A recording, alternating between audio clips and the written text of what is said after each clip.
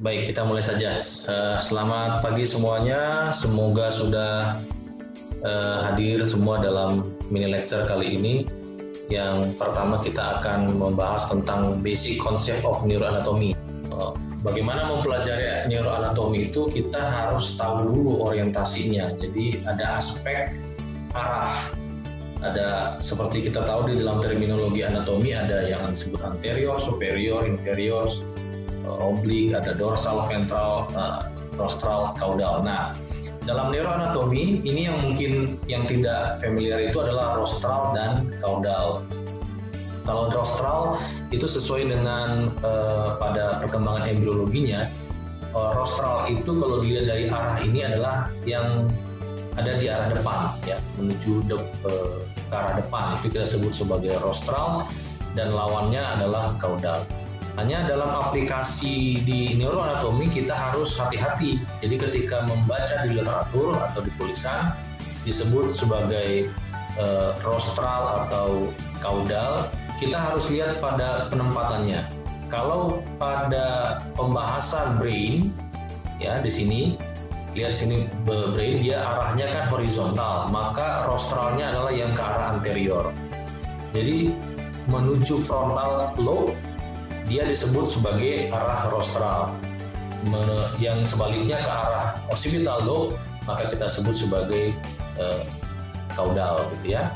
Tapi kalau kita aplikasikan pada brainstem dan seterusnya ke bawah, ya, medula dan medula spinalis gitu atau spinal cord, maka beda ininya. Rostral caudalnya di mana? Yang disebut rostral adalah yang menuju ke arah superior atau ke arah atas. Jadi semakin dia menuju ke midbrain atau ke arah diencephalon atau cerebrum, itu kita sebut sebagai rostral. Caudal sebaliknya yang menuju ke spinal cord, itu disebut sebagai caudal. Nah, dalam potongan atau slice atau planes kita kenalkan tiga, sama seperti general anatomy itu kan kita tahu ada potongan koronal, ada potongan horizontal, atau potongan sagittal. Potongan horizontal ini seringkali kalau di neuroanatomi, di buku-buku manapun, kamu akan sering dapat istilah axial. Axial plane, itu sama dengan horizontal plane, atau sama dengan transverse section. Nah, jadi potongan transversal, nah itu disebut sebagai horizontal atau axial, ya. Sementara yang frontal, kalau frontal itu sama sih dengan kalau di muskuloskeletal, di terminologi anatomi yang lain sama itu dengan koronal, ya. Kalau sagittal, sama sagittal adalah yang membagi dua area itu menjadi kiri kanan, gitu ya, itu sama. Nah, jadi istilah-istilah ini dulu yang harus dipahami, ya, perhatikan, lihat ini. Lihat dari ini potongan ini adalah teknik pencitraan, ya, yang umum dan akan sering kita lihat dalam neuroanatomi atau neuroscience, ya. Lihat sini pendekatannya selalu menggunakan slicing gitu, atau section. Nah, kalau ini disebut sebagai axial section, ini pasti potongannya transversal, ya, atau disebut juga sebagai horizontal, kan, horizontal plane. Nah, ini potongan axial. CT scan. Nah, gambarannya itu potongannya itu adalah potongan axial. Jadi kalau kita lihat ada film, hasil dari CT scan, kemudian ada aksial ke berapa, nah gitu. Jadi potongan transversal level berapa, nah itu yang dimaksud dengan axial plane.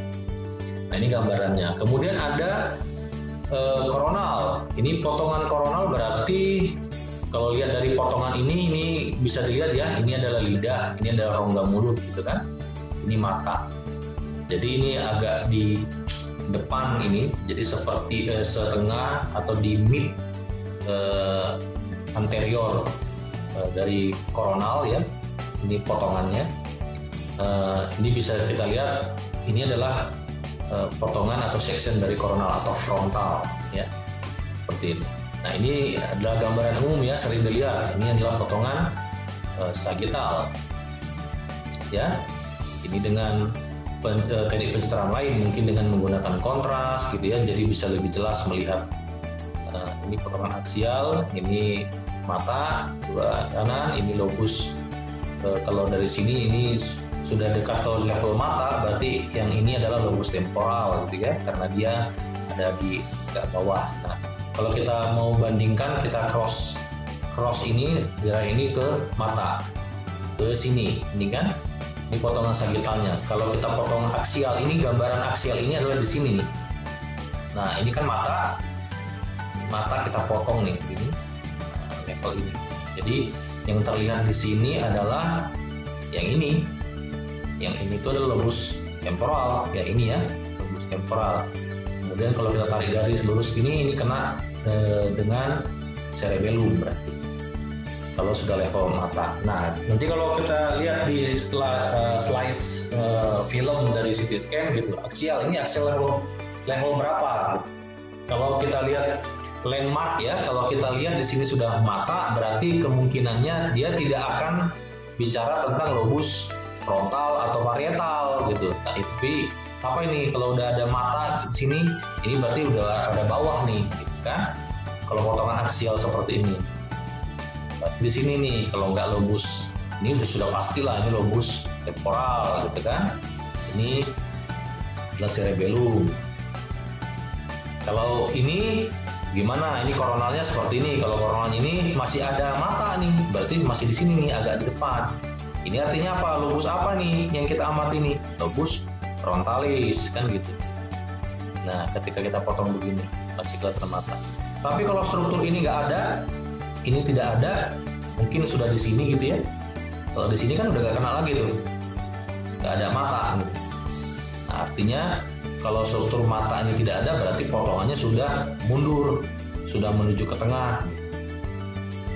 Ya, kalau masih ada mata, berarti kira-kira di sini. Nah, inilah kira-kira untuk membantu kita memahami dalam neuroanatomi konsep arah dan potongan itu nggak bisa lepas, pasti itu dan selalu akan digunakan. Dalam konteks neuroanatomi kita mulai dari major subdivisi atau pembagian dari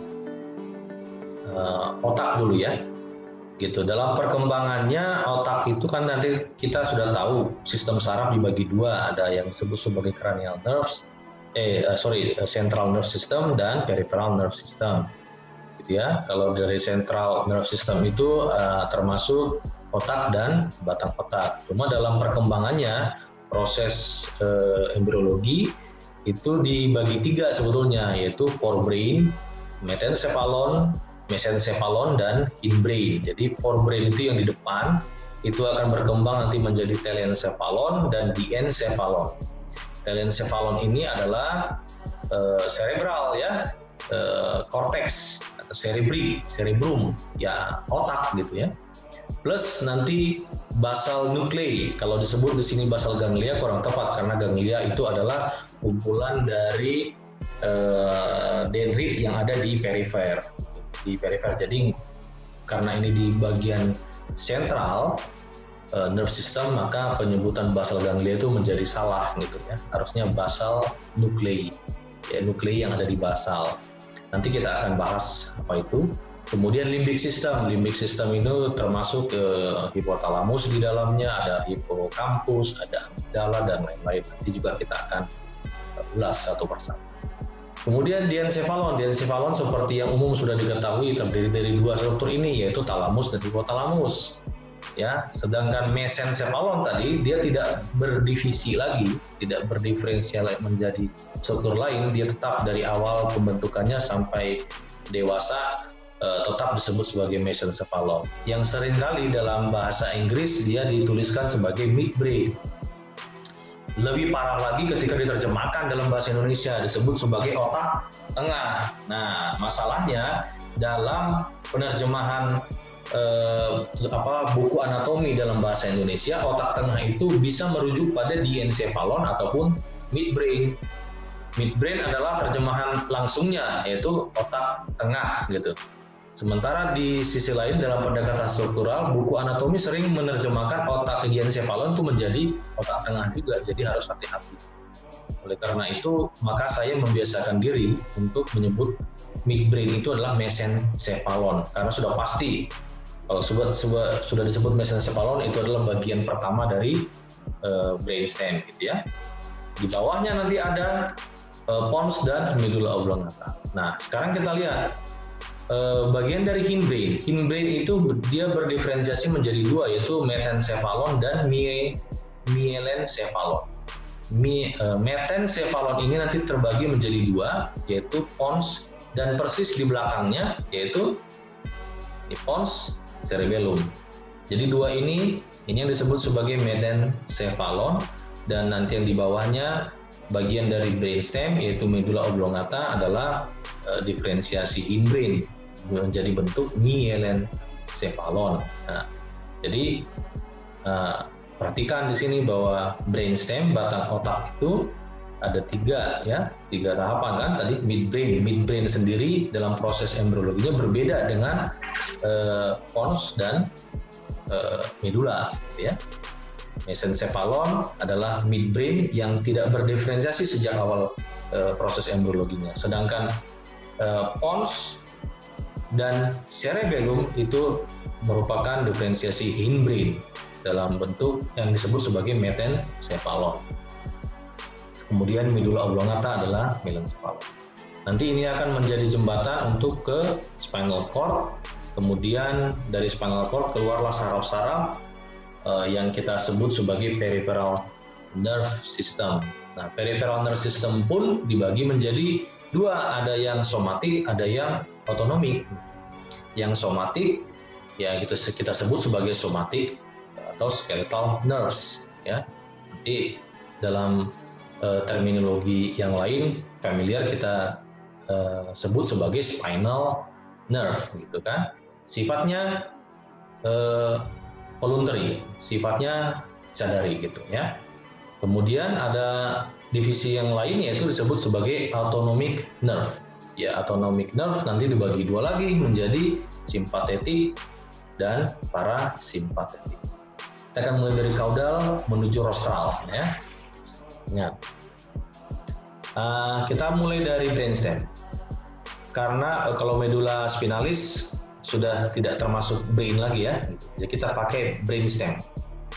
Brainstem itu tadi kan terdiri dari tiga, ada midbrain atau mesencephalon, pons, dan medulla oblongata. Seperti terlihat di gambar ini, ya, yang berwarna hijau ini adalah medulla, ini adalah pons, maksudnya begini ya, pons. Nanti dia akan berkomunikasi dengan cerebellum melalui cerebellum peduncle, gitu ya.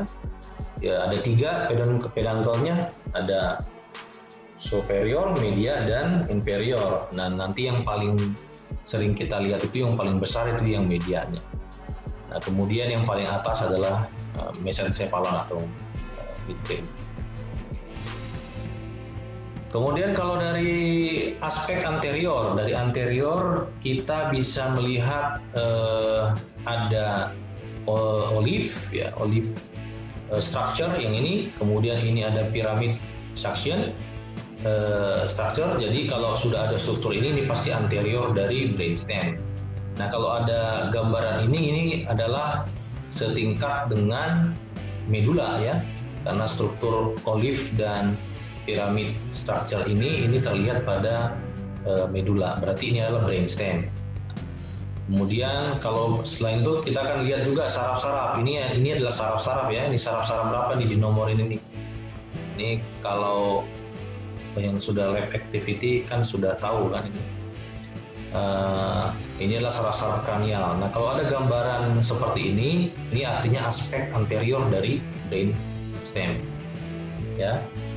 Kemudian kalau di posteriornya apa? Kalau kita balik, gitu ya, kita balik di belakang tentu kelihatan cerebellum, ya. Ini cerebellum disingkirkan untuk menunjukkan area ini. Area ini adalah ventricle keempat, ya, artinya ventricle keempat yang setinggi dengan pons. Berarti area yang ini persisnya ini adalah ini space yang dalam bentuk segi empat ini adalah ventricle empatnya, sedangkan struktur yang kita lihat ini adalah bagian dari pons, posterior dari pons. bagian dari posterior dari pons ini menjadi penanda bahwa ini adalah batang otak. Kemudian kalau kita naik ke atas, ini juga struktur spesifik. Kalau ini kita lihat, ini ada 1, 2, 3, 4. Ini disebut sebagai colliculus atau tectum ya. Tectum ya, atau colliculus.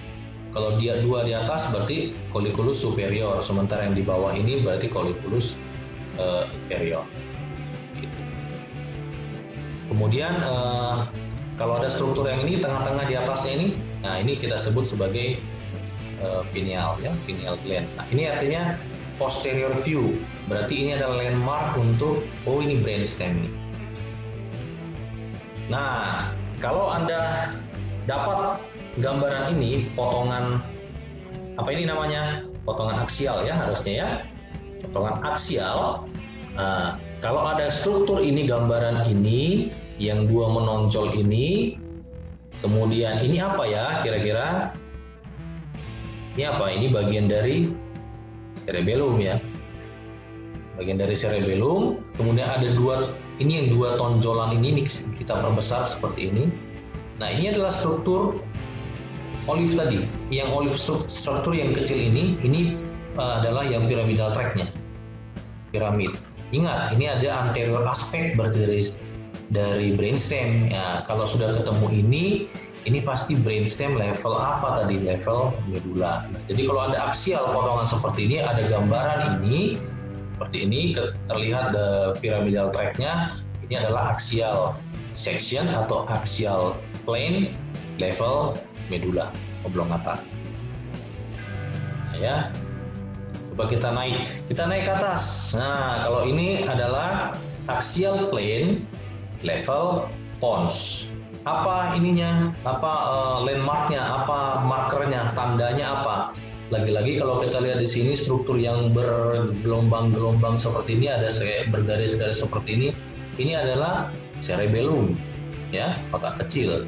Nah, kemudian ada kayak struktur sambungan antara struktur ini dengan cerebellum. Ini yang terlihat ini adalah peduncle tadi, peduncle yang media, ya, penghubung antara pons dengan cerebellum. Jadi kalau terlihat potongan aksial seperti ini, maka ini adalah axial plane level dari pons untuk brainstem, ya. Nah, kalau naik lagi ke atas, midbrain, penandanya apa? Kalau kamu menemukan Mickey Mouse, ini struktur Mickey. Kalau Mickey Mouse itu mirip dari ini, posisi dari gambaran dari mesencephalon atau midbrain ya. Kalau kelihatan ini ada dua ini adalah cerebral ya, cerebral peduncle ya, peduncle cerebral, jadi penghubung langsung antara batang otak atau brainstem, dalam hal ini adalah midbrain, ke cerebrum, itu adalah cerebral peduncle.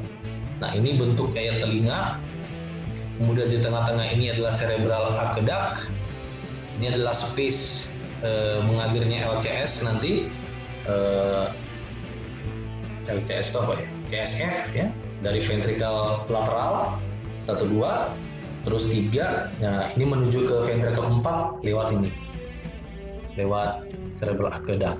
Nah ini ya anggaplah ini hidungnya gitu kan. Nah, jadi kalau kita lihat gambar Mickey Mouse seperti ini kan mirip nih.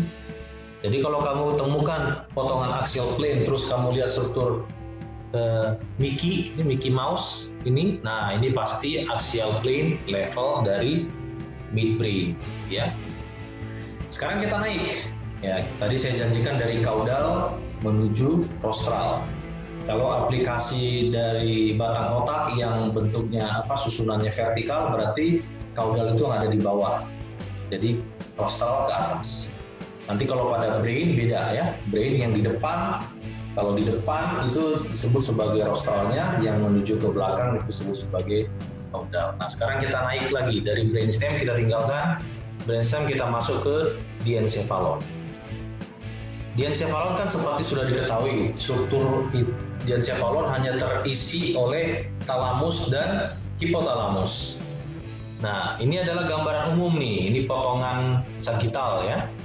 Untuk melihat struktur talamus, ya ini talamus dan hipotalamus.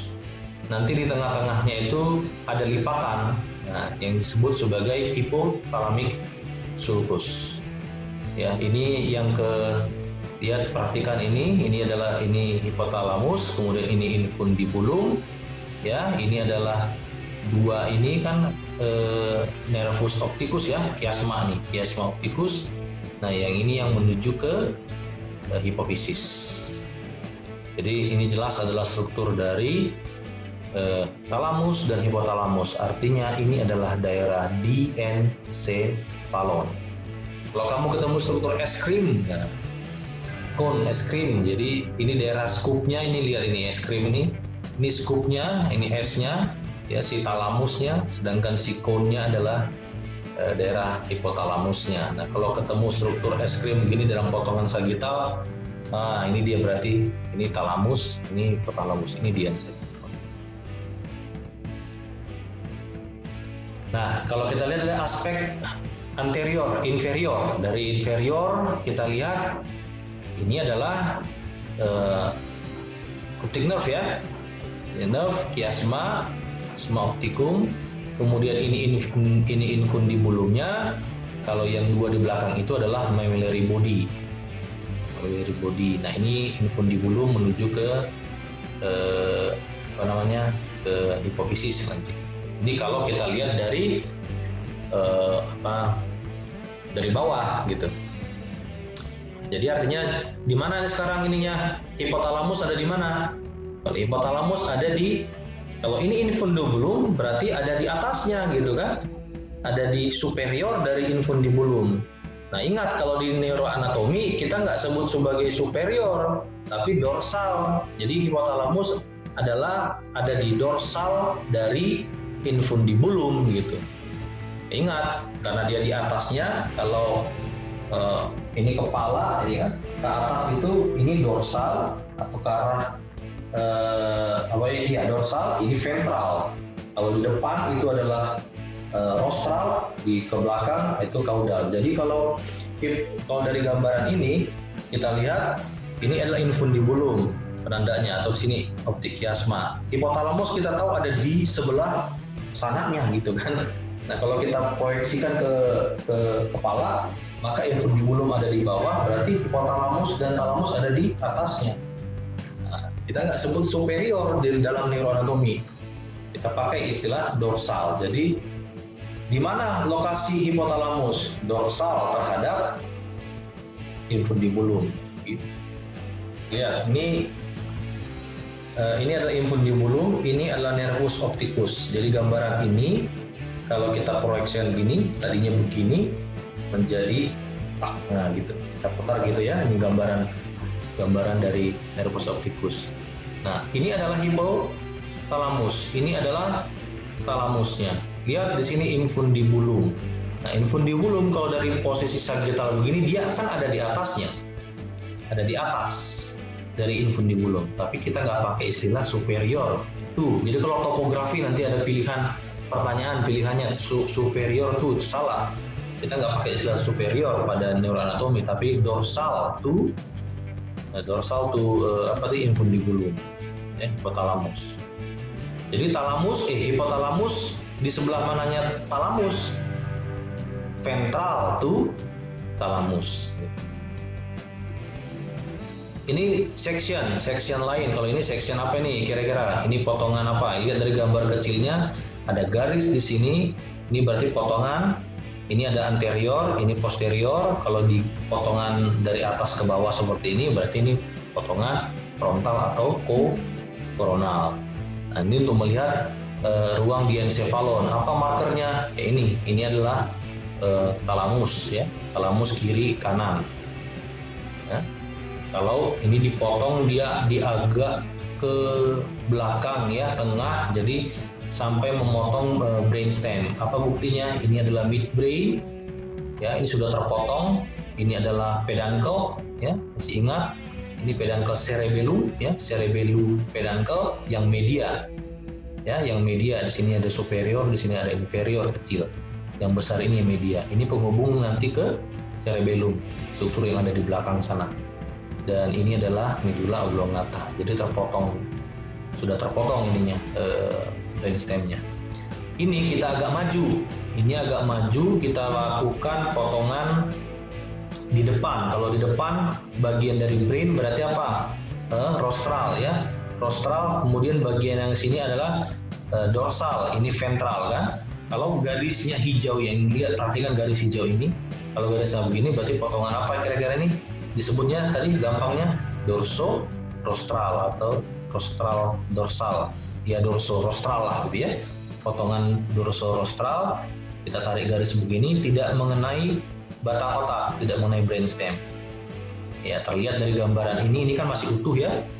Ini adalah pons paling nonjol besar begini, ini adalah pons.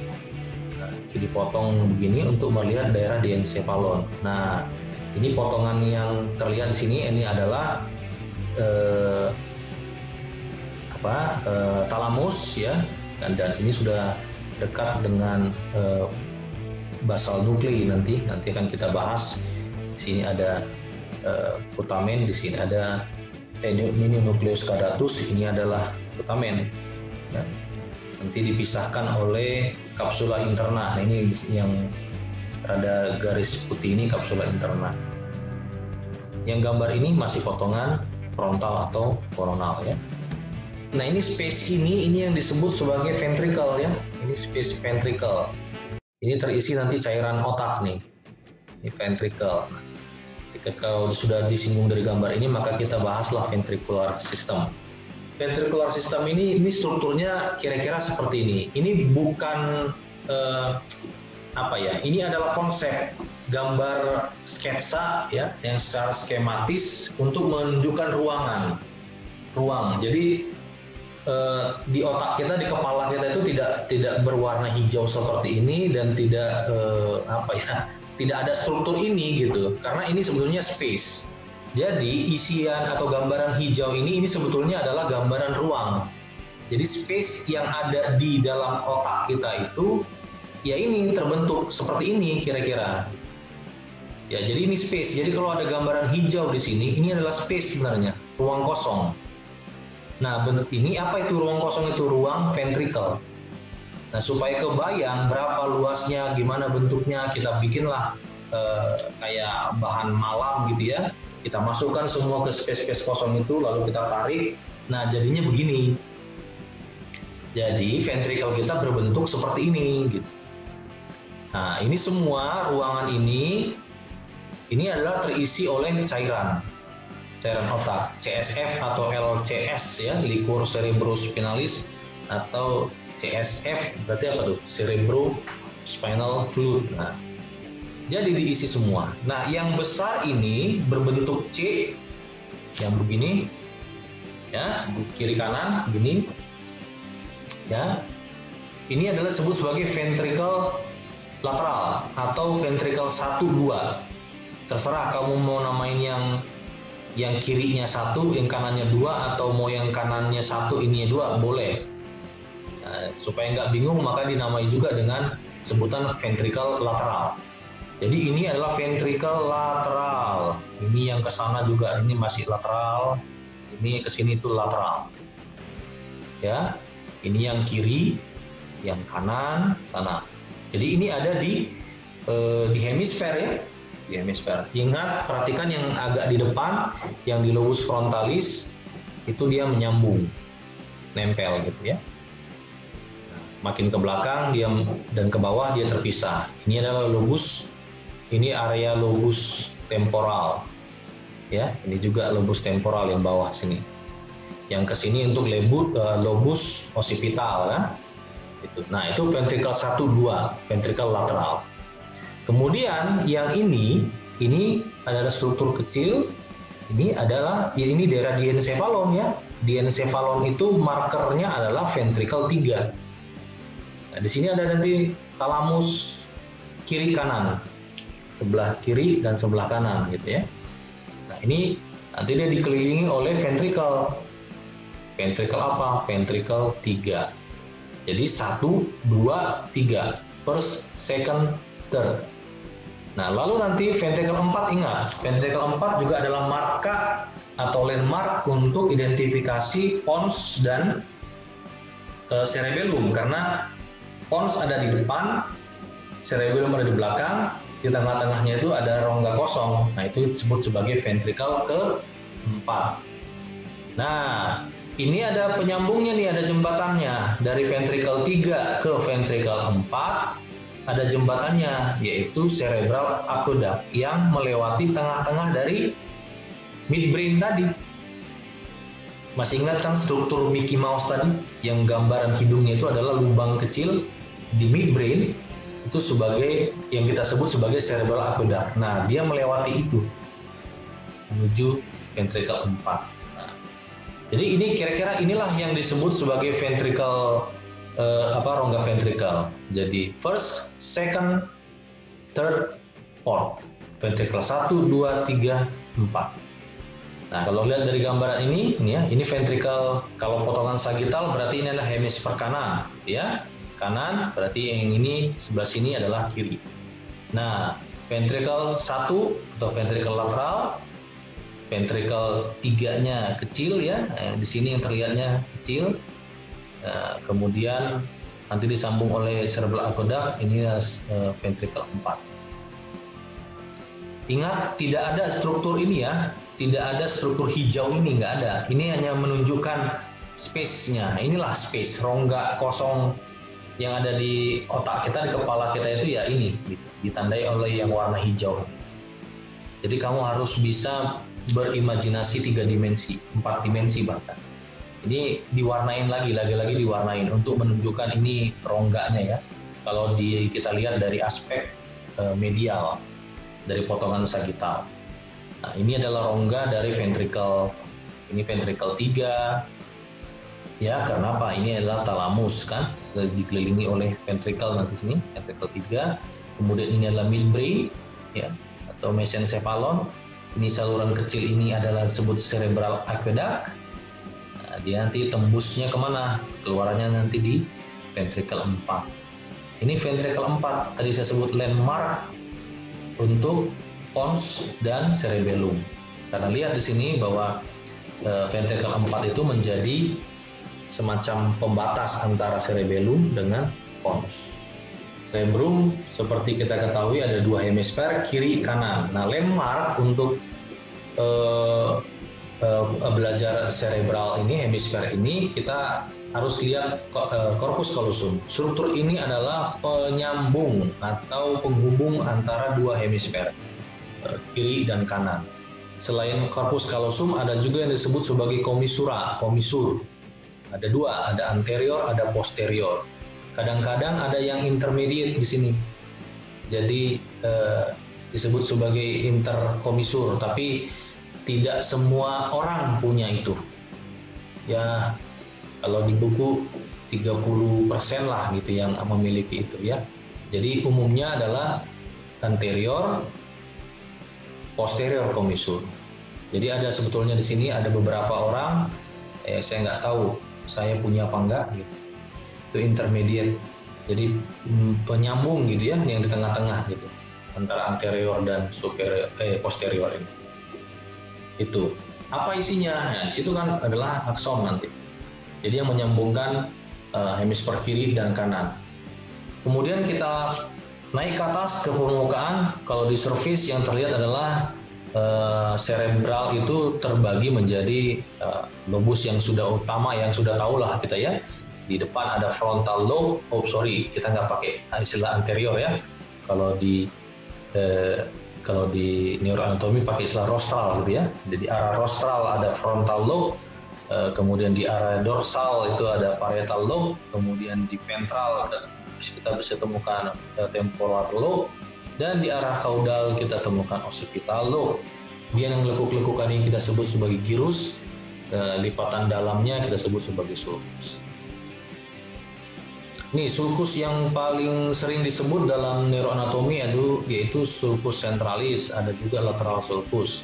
Nah, tadi sulcus centralis ini yang di garis kuning ini di atas, itu memisahkan area motorik dan area sensorik yang ada di depan, ya, anterior terhadap central sulcus. Lagi-lagi saya gunakan istilah anterior. Rostral side daripada central sulcus itu disebut sebagai area motorik. Oleh karena itu, ini disebut sebagai, ini motorik area. Yang pertama kali ini, gyrus pertama ini kita sebut sebagai pre-motor area. Ya. Sementara yang ada di sisi kaudal, ya, pakai istilah sehari-harinya belakang, ya, di belakang dari sulcus centralis ini kita sebut sebagai post central area, gitu ya. Post central area. Jadi kalau di sini ini adalah gyrus pertamanya, ini yang kita sebut sebagai gyrus pre-sensory gyrus, gitu ya. Nah, gyrus pre-sensory. Nah, itu yang gyrus pertama. Kalau yang ini tadi yang di depannya disebut sebagai pre-motor gyrus. Nah, ini pre-sensory gyrus. Areanya kita sebut sebagai area post central area atau post central area. Ini pre-central area.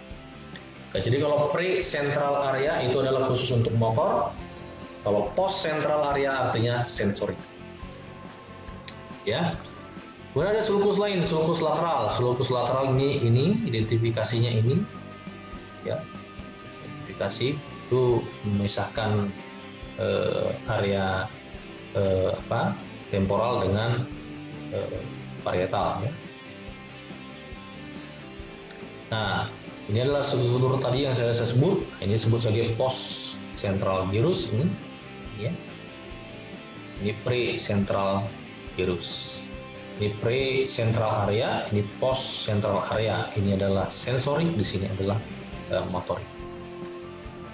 Itu, ya. Ini kalau lihat dari sini lobus temporal ini bisa kita lihat hampir semua lobus itu terdiri dari 3 lapis dari gyrus, ya. Kalau lihat dari sini temporal ini bisa ditemukan ini superior temporal, ini middle temporal, ini ada yang inferior temporal.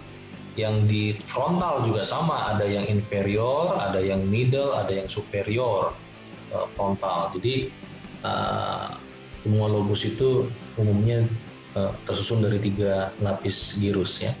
Kita lihat dari sini, ini garis kuning ini kita sebut dari superior frontal ini gyrus, ya. Ini superior frontal gyrus, berarti ini superior frontal sulcus, gitu ya. Kan lipatan antara gyrus kita sebut sebagai sulcus. Ini kalau kita lihat superior frontal sulcus ini, dia berjalan berakhir di struktur gyrus ini. Nah, kalau berhenti di struktur gyrus ini, artinya ini adalah pre-motor gyrus, gitu kan? Ini adalah pre-central gyrus. Nah, berarti yang di belakangnya ini yang disebut sebagai sulcus centralis. Kiri dan kanan, lihat. Ini kan berakhir di sini. Ini juga kan sama yang sebelah kiri. Ini sulcus superior frontalnya berakhir di pre-central gyrus. Berarti yang ini adalah sulcus centralisnya, kiri dan kanan. Ini agak nggak nyambung, ya. Ini berhenti di sini, harusnya begini. Nah, omega begini, harusnya kan begini. Tapi kan nggak mirip, ya. Ini omega terbalik. Gitu. Nah, kalau ketemu struktur itu omega shape kah atau alpha shape, artinya ya itulah central sulcusnya. Tapi yang paling enak sih yang ini tadi. Kalau lihat dari superior frontal sulcusnya berakhir di satu struktur, berhenti pada struktur ini. Nah, ini pasti pre-central gyrus. Artinya di belakangnya ini garis ini artinya sulcus centralis. Dari potongan medial kita juga akan ketemu struktur-struktur lain. Kalau tadi lobus frontalis, lobus parietal itu identifikasinya dari permukaan, dari surface, dari area dorsal. Tapi kalau kita lakukan potongan sagital, kita akan melihat ada gyrus-gyrus yang tidak terlihat. Jadi ada gyrus-gyrus pendiam, gyrus-gyrus pemalu. Ya, dia agak di dalam gitu. Nah, seperti apa? Cingulate gyrus. Ya, nanti ada juga yang disebut sebagai insula. Ya, insula ada yang disebut sebagai parahipokampal gyrus atau parahipokampal gyrus. Ini kalau parahipokampal berarti para itu di samping atau dekat dengan hipokampus. Jadi ini hipokampus, maka ini adalah parahipokampus gyrus. Nah, gyrus dekat dengan hipokampus. Ada lingual gyrus. Nah, ini agak di dalam, di bawah dari lobus frontalis. Cingulate gyrus itu yang paling dekat dengan corpus callosum nanti. Corpus callosum itu bagian dari white matter, isinya adalah akson, sementara gyrus pasti bagian dari cortex yang berisi dari inti sel atau nuklei atau dendrit ya. Nah, yang tadi saya sebut sebagai tadi insula. Insula adalah daerah abu, daerah substansia grisea, gray, yang diselimuti oleh substansia alba gitu. Ya. Jadi di sini ada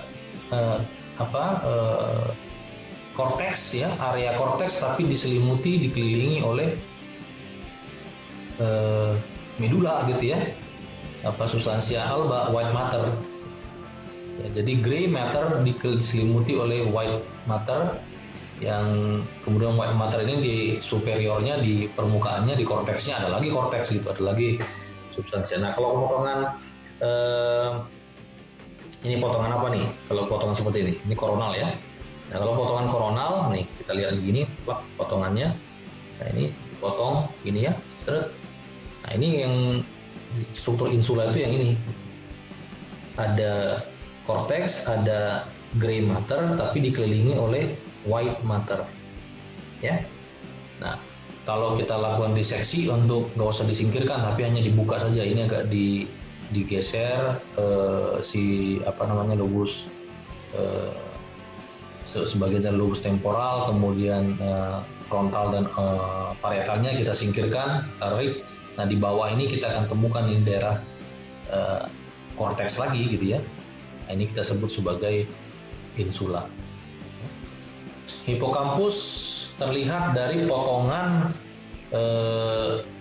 agak ke tengah, kemudian di tengah dan menuju ke arah kaudal ya, di lobus temporal. Jadi kalau ada struktur seperti ini, nah ini yang katanya kayak kuda laut, seahorse sebenarnya. Makanya nama hipokampal itu artinya kan seahorse atau kuda laut gitu ya. Mengingatkan lagi, ini ventricle berapa ini? Ini ventricle 1, 2 ya. 2. Ini ventricle 3 kecil, ventricle 4 nggak kelihatan, ada di bawah. Itu hipokampus. Terus, nah ini tadi, ini struktur kalau kita singkirkan, ini kita lihat dari apex ya, dari arah dorsal. Nah, ini adalah struktur dari hipokampus yang ini. Sementara yang menghubungkan antara talamus atau hipotalamus terhadap hipokampus ini adalah struktur fornix. Ingat, fornix ini adalah akson juga ya, jadi white matter. Kalau kita belajar hipokampus, kita juga akan ketemukan struktur amigdala seperti dari gambaran ini. Ingat, gambaran ini gambaran Mickey. Berarti level apa nih? Kalau Mickey Mouse, ini pasti axial plane, level midbrain atau mesencephalon ya. Nah, gitu. Nah, kalau kita lihat tadi di sini, ini adalah hipokampusnya ya. Ini hipokampus. Nah, di depannya itu ini ada penghubung, kemudian di struktur depannya ini adalah amigdala. Jadi kerjasama amigdala arahnya rostral ya, dari hipokampus. Jadi masih arah ke depan. Kalau rostral itu kan ke depan ya, ke arah mata. Jadi ada hipokampus, kemudian di depannya ada amigdala. Nah, amigdala dan hipokampus ini nanti yang membentuk memori. Nanti akan memori yang terbentuk juga akan membentuk persepsi, ya. Persepsi nanti akan membentuk apa itu? Kalau dieksekusi menjadi karakter, gitu kan? Respon dari persepsi kan tindakan. Nah, tindakan yang berasal dari memori dan persepsi itu kita sebut sebagai karakter. Basal ganglia adalah struktur dari otak juga, bagian dari otak yang berperan untuk mengatur pergerakan kita ya, motorik kita. Jadi secara terukur, halus, bisa kita kendalikan, bisa kita koordinasikan nanti bersama dengan cerebellum sehingga lebih tertata. Nah, ini artinya kalau kamu lihat ini ke dalam kehidupan sehari-hari, melalui orang sopan santun, sopan misalnya kalau di Sunda itu lewatin orang apunten tapi sampai tangannya di bawah gitu jalan. Nah, itu adalah produk dari basal ganglia. Tidak hanya itu, untuk mengatur keseimbangan, kalau kita merespon ada suara tiba-tiba kaget, ada orang yang latah, ada orang yang biasa aja, ada orang yang langsung marah. Nah, itu adalah komunikasi basal ganglia. Kalau sudah terlibat dengan emosi berarti sudah ikut keterlibatan dengan limbik system. Selanjutnya adalah basal ganglia. Basal ganglia ini potongan melintangnya ya. Kalau kita potong begini, plak, nah ini potongan transvers atau aksial. Nah, basal ganglia itu adalah di sini ya. Yang ini adalah set. Nah, ini yang putih ini adalah kapsula interna, sudah pasti kapsula interna. Ini kaudat nuklei. Di sini yang disebut sebagai putamen ya. Kemudian dekat dengan ini ventricle 3, berarti ini adalah talamus. Nah, ini barangkali untuk lebih jelasnya ya, ini kaudat nuklei ya. Ini putamen atau disebut juga lentiform nuklei ya. Kemudian ini adalah talamus, ini ventricle 3. Ini dipertegas ya garisnya untuk melihat yang disebut sebagai anterior limb, ini posterior limb tadi ya. Nah, ini untuk globus pallidus. Kalau yang posterior limb itu memisahkan globus pallidus dengan putamen ya, putamen dengan talamus ya. Oke. Rasanya itu ya. Ini adalah gambaran radiologinya. Kalau ada potongan aksial, lagi-lagi ya. Kalau di gambaran anatominya, textbook. Kalau ini gambaran radiologi, ini adalah tadi anterior limb, ini ada posterior limb, ini nucleic caudate atau caudatus, di sini ada putamen, ya. Dan ini adalah talamus. Markernya ini, kenapa saya yakin ini talamus? Karena ada ini. Ini adalah ventricle 3, ini ventricle lateral ya, 1, 2. Kira-kira itu yang bisa disampaikan oleh konsep dari neuroanatomi. Jadi dengan memahami neuroanatomi kamu akan mudah belajar kasus-kasus klinis yang tentu membutuhkan bantuan pencitraan.